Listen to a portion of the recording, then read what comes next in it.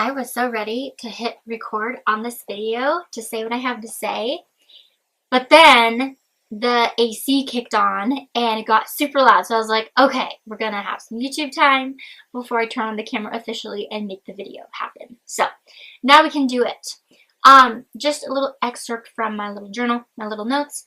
It's just sad because it's already really unfortunate and scary, but now it's worse because insurance is handling it so poorly.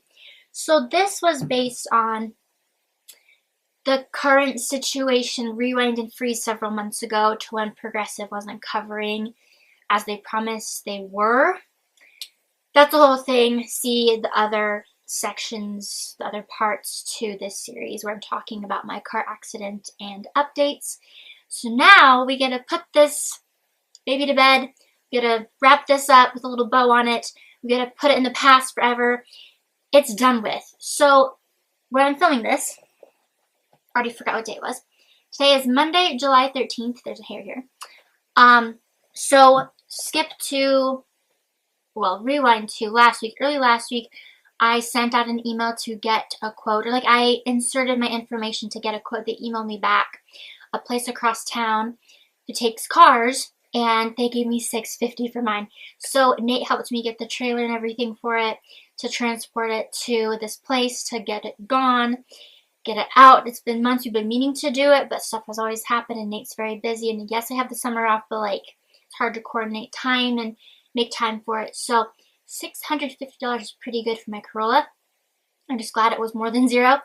So that happened. Basically, just the back axle, that back half on one end is a little off, a little wonky.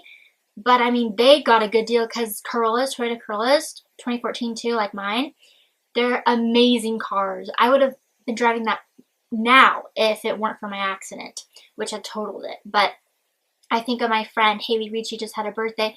We caught up the other day. She was telling me her nightmare story with her accident with Progressive and how she was trying to fight it. And I never went against them. I just took it. Just like with the accident, when I was told I got a ticket because I ran a stop, I just took it and I paid it, right? But like, well, Nate actually paid it. He wanted to take care of that. But what I'm saying is sometimes it's not worth the fight. It's not worth the dilemma, the drama, the everything. And I'm not a fighter. I'm a fighter of certain things.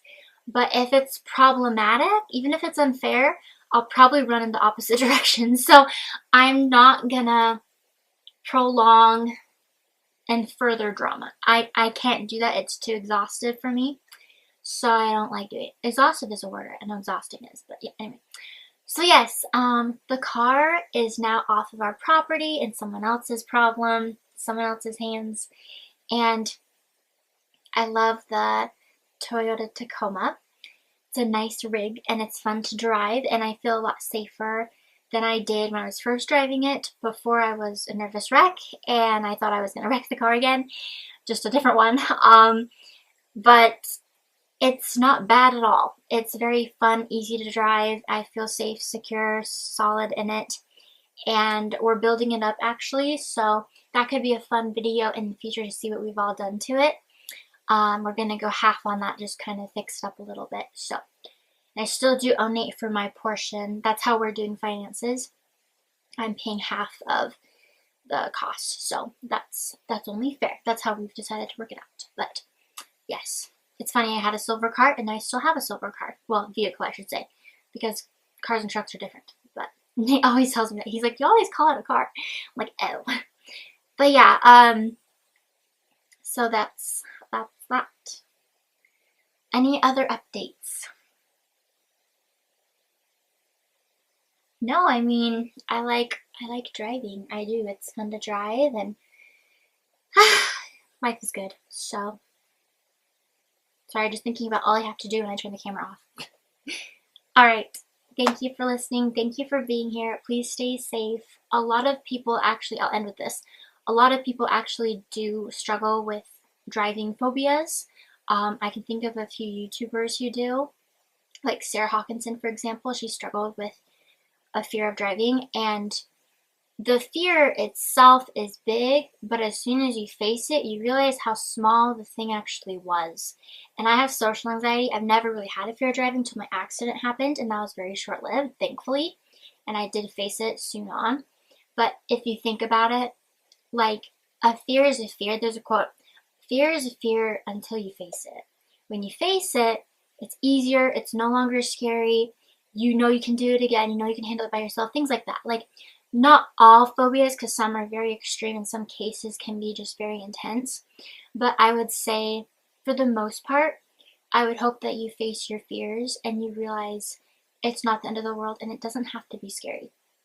So, if you do have a fear of driving, if you do have a fear in any area, just know that you can get past it and the snow will melt and the sun will come out again, like in my case, which helped me. We had a very light winter this past season in southeastern Idaho, and that allowed me to avoid the snow. Not forever, but for a season, for a time, to get me used to driving again.